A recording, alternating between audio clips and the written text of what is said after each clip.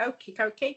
So thank you so much for doing this. I think it will just be really helpful for others to hear what it's like to be a client of mine and kind of a bit more about the journey. So obviously we've worked together for a while now. So if I take you right back to where we first started and first met, what made you feel like you needed some help at that point? So I was in wedding preparation mode. It was like March and I was getting married in October, and I had tried on a few dresses and realized that if I wanted to fit in the dress of my dreams and if I wanted to look really good, then I kind of wanted to address my body a bit. It needed to be a little bit slimmer. I wasn't like super overweight, but I was a little bit. And it also, like, I wanted to look better and have more muscle definition. And I wanted to fit in a really good wedding dress. So I kind of realized that I'd never been able to do anything about this before. So I knew very little about going to the gym. I knew nothing about weights. So I needed some help, and that's when I reached out to Nikki. And obviously you were super successful because you lost like 8 kilos in 8 weeks, and like obviously, so you did better in the time expected than I expected, and actually had to add food back in. Yeah. And of course looked amazing in your wedding dress. But in terms of when you first started and those like first few weeks into first few months leading up to the wedding, how did you feel it was in terms of what you were learning and how you were progressing and the kind of the ease of making those changes and making that learning? I felt like I started off learning quite a lot about food and calories, and then quickly moved on to learning a lot more about posture and strength and mind muscle connection. Because like initially it was all about losing the fat, but then that just fell off me for some reason. And which I'm really lucky and grateful for. But then I realized that I had to do a lot more about mind muscle connection in order to get stronger. I was quite weak to start with, and I was kind of like what you kind of describe as skinny fat, where I didn't look overweight, but I didn't actually have very much muscle at all. Yeah. That was how I was. So it was quite a transition. At first, it was all about calorie counting and macros. Didn't know anything about macros, didn't know very much about protein beforehand. And then it switched to a lot of mind muscle connection.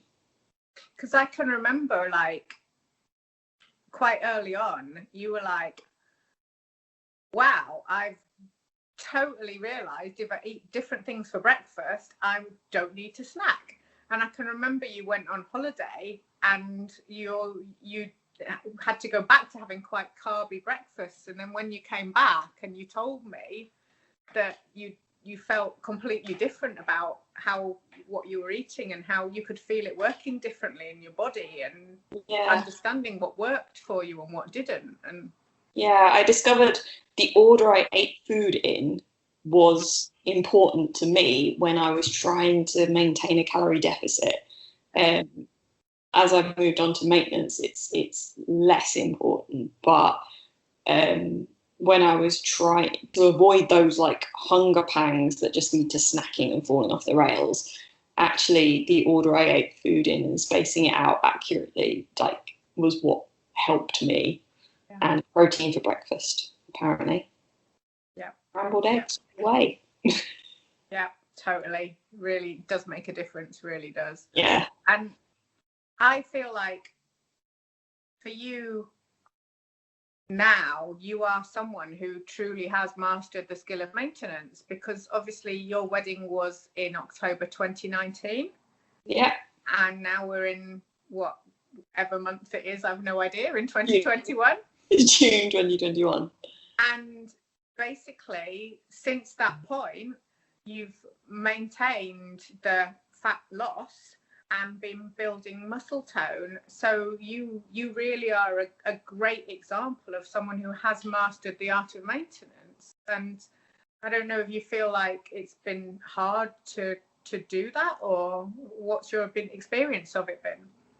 I think one of the key things is routine. So I didn't used to ever hit 10,000 steps, and I didn't used to go walking. And before I started working with you, I didn't do any weight training. Whereas now I have a Fitbit, I track my steps, I try to go for a walk every weekend that's like a longer walk. I diarise my time with you for weight training, or sometimes I diarise like other activities. I used to always plan to go swimming, but you know, COVID got in the way of quite a lot of things like that I would do. And when it comes to my nutrition and my food, I've made a few like permanent switches in my diet. So there were quite a few things that before I started doing the food diary and logging everything during the weight loss period, I didn't realize how many calories I was consuming in things that weren't really adding very much value. So it sounds like a really minor thing, but I switched my coffee from sugar to sweetener and immediately dropped all the calories. I swapped from regular Ribena to no added sugar Ribena and dropped a load of calories. I swapped various things like the amount of cheese I would have and the type of cheese I would have. I switched to more protein-rich cottage cheese as more of a snack. And like by discovering through the food diary the things that I didn't care that much about that I could swap out and substitute and that I felt good about, then I make those more part of my maintenance. And it was a lot easier when my calories got up. And now I don't track calories, but I do mentally kind of in my head think, am I having a treat? Am I going for a big walk? Do I need more calories for that? Or should I be having fewer calories? So I don't measure anything like that anymore, but I do always stand by my classic thing of, can I fit in my size 8 jeans? And if I can fit in my size 8 jeans, I'm doing fine. If they're getting feeling a bit tight, it's time to trim back and maybe start counting a bit more. And that's how I kind of maintain it. But the counting of everything at the start taught me a lot about what a lot of my main diet constituents are. And that I use that as a framework to mentally assess how much I'm eating. And that's the really great thing, is because you did that bit of work, for want of a better word, at the beginning to learn that. And now it's almost like a sixth sense that you know it, so you don't have to think about it. And but what you've done, and you've illustrated really well in what you've just said, is that you're using a marker that's a non-scale marker that you'll know when it's time to kind of pull it back and when it's not. But again, because you've learned the art of maintenance, it's not actually that much hard work to do that. And that's, it is a real skill. You put in a bit of work at the beginning and then you've got it without it feeling like work, is how I don't know if you'd agree, but that's how I feel it is. Yeah, I mean, I think at the start, when I was very limited, I kind of switched my diet to healthier choices, and I've kept the vast majority of those healthier choices in my repertoire. And I think I remember you saying to me once, if you are feeling really, really hungry and you're craving carbs, just have a banana. because it's a healthier choice than a biscuit, and yet it's almost the same calories as like the size of a biscuit. And I still stand by that. And if I am feeling like I'm craving carbs and I want an extra 100-calorie snack, I reach for the fruit over the processed food. And that's a big shift as well. So, I don't know what works for other people, because I don't know what people like to eat. But for me, making swaps on regular things, maintaining those throughout, and educating myself so I can count mentally has helped me. Well, I think that the example you've just given, it's like if you had one biscuit, you're likely to have more than one biscuit. If you have one banana, you're probably not going to have another banana, another banana, another banana. And like we were talking about the other day when you were telling me about that processed food program as well, the real food is going to be much more satisfying and satiating, and isn't going to lead to an unintended consequence where obviously it's all very well and good us having treats and having nice things as well, but it's about having them when they're an actual treat, not as a default mechanism. And when you are having a treat, making a choice of what you go, because you can go to a shop and you can choose from 3 different cheesecakes, and there can be 150 calories difference between the lowest one and the highest one, and they can taste almost identical. So read the labels and making a choice. And I feel like, there's so many times after a weekend when I've like found out that you've gone on a walk, you've either texted me it or you've told me it, we did this walk or whatever. So, you're more active in your general daily life, which obviously is brilliant because it means you get to eat more. And, once pub lunches are back on the menu, you'll be back enjoying them as part of your walks. And, finally, I guess that's the thing. It's, as your body has changed and your habits have changed, like I do feel like the way you tell me things, you are actually enjoying that lifestyle. Yeah, I do. I enjoy being fitter now than I was at the start. I can lift more.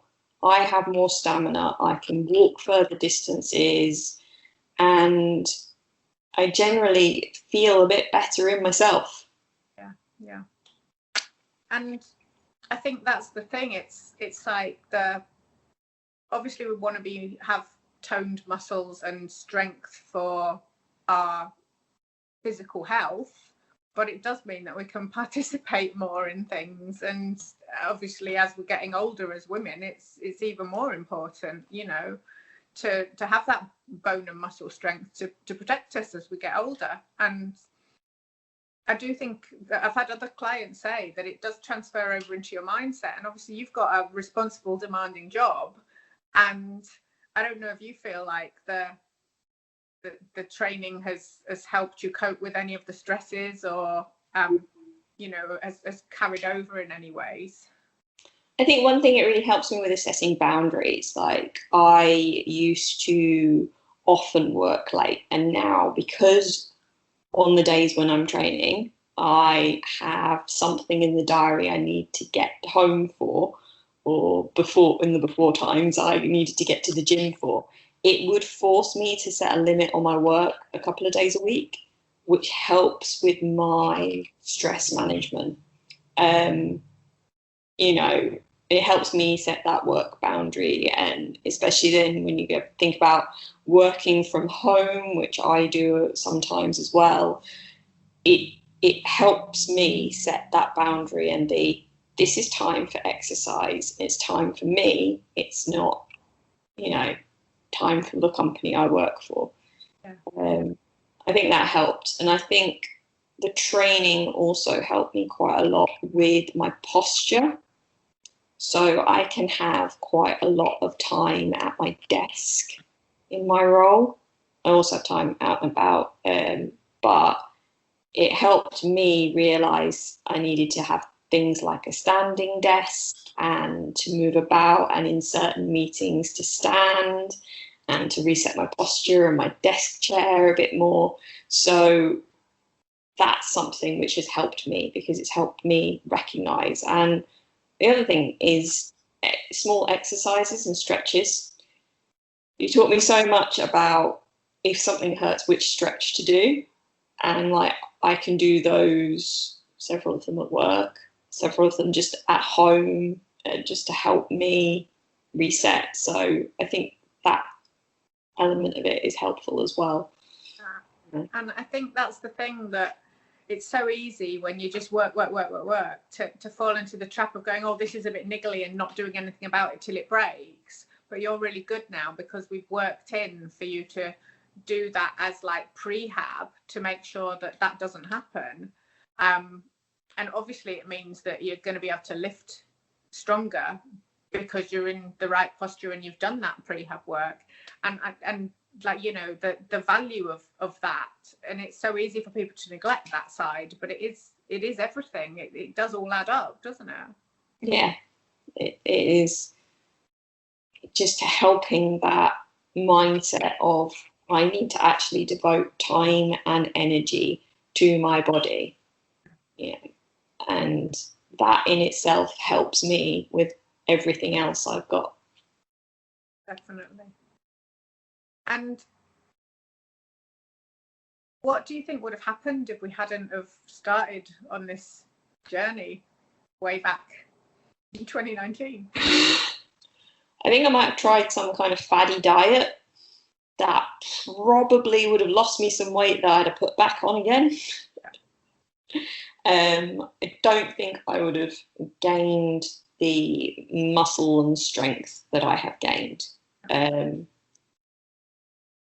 I think one of the other things I really wanted was a bit more of a personal approach, something that would help me personally, because a generic approach I wasn't finding worked. I don't think that, and this isn't unique to me, but I have old injuries. I have, you know, things that are about me. The generic approach I don't think would have worked for me. And everyone's starting in a different place. So I just find that I would have probably started a generic diet and gained it all back. Yeah, and I think one of the interesting things about that I really like about working with different people as well is you find what works with them in terms of the exercise that does and doesn't work for their body, but also how to get the best out of them in a particular situation where it is a new challenge, where we've gone up in a weight or gone up in reps or something, how to like manage to distract the person enough to be able to do it. So or just, you know, just did the different approach in terms of what works best for different people and those little tweaks. And you've learned this over the time, that like doing an exercise one way isn't going to work for you. Working that same muscle in a slightly different way works absolutely fine. So yeah, I definitely agree with you about the kind of individual approach. Yes, because people have like injuries and stuff that means that they can't lift things in one way, and that's kind of where I felt. And in a more individual approach with feedback as well, that helped me. Yeah. And I think you're great at, you know, taking that and running with it and working with that. But also what I think you're great at as well is, you know, the way that you set goals and you decide like, this is my priority at this point, and my priority at this point is strength. My priority is working on this. So it wasn't just like, you didn't just go, right, wedding, and then let's just forget everything I've learned. You were like, wedding, and now what's the next logical step of me building on that progress I've made so that I keep it and I build on it. Yeah. And I think that's a really important mindset to have, because otherwise you're right, people just end up in that boom and bust yo-yo and they never actually maintain and carry on progressing. Yeah, because like I think I thought at the start that it would be about weight loss and looking good in a dress, and actually it turned out that I wanted better posture, and I wanted more flexibility, and I wanted more strength. Yeah. You know, and I do look better than I did before, but I feel better as well. Yeah. And you can go on massive long walks and not be knackered, which is nice as well. Yeah, it's what got me through the first lockdown. Yeah. And you know, not so much fun when it's raining, but hopefully it's going to stay sunny for a bit, so we'll see. But I guess, well, you've probably kind of answered this anyway about where you'd be if you hadn't started it, but what would you say if someone was in a similar situation now and they were thinking, well, I don't know, is it worth it? I could do it on my own, I could try this, I could try that. What would you say to them about your experience of kind of outsourcing some of it? I would say, if you think you can do it on your own, why haven't you done it already? Because try and do it by yourself for a few weeks if you really want to. It's probably not going to work. I have professionals that cut my hair. I have professionals that, you know, do other services for me that I'm not good at. So for this, I wanted to go, I don't think I can do this by myself. I'm going to look out for someone else. And yeah, there are things which you can do for free, but they won't be personalized to you. And then when you're there trying to follow a YouTube video going, I don't think I can do that. If you don't have somebody that you can then say, I'm struggling with this, can we find an alternative? Then you're not going to work on that. So it's kind of, what do you want? Do you want to actually make the change to making your body better? Or do you just want to carry on chipping away at it? Yeah. It's kind of, it's your choice, it's someone's choice ultimately. Yeah. But I couldn't do it by myself. I didn't have the nutrition knowledge, I didn't have the exercise knowledge. So that's why I looked for a personal trainer to assist me in this. Yeah.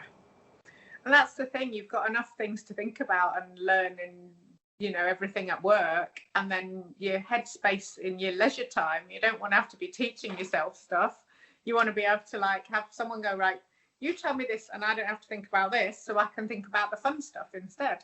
Yeah, like I could never think about which exercise do I need to increase reps on, which exercise do I need to increase weight on, which one do I need to swap for a harder exercise because I've been doing the same one for X number of weeks. I can't think about that. So it's good to have someone else who thinks about that for me. Some of us think that's interesting, some of us don't. But I don't know. It's not my strong suit anyway. Well, you know, I find it interesting. That makes me very sad, but yeah. I think we've kind of covered everything that I thought would be of value. Unless you think there's anything that you kind of wanted to say that I hadn't asked you, or anything about your experience you wanted to convey that I hadn't. No, just you can exercise at home, because we did the transition from gym to home, where I bought various weights and lots of glute bands. But you can exercise at home and you can exercise in the gym.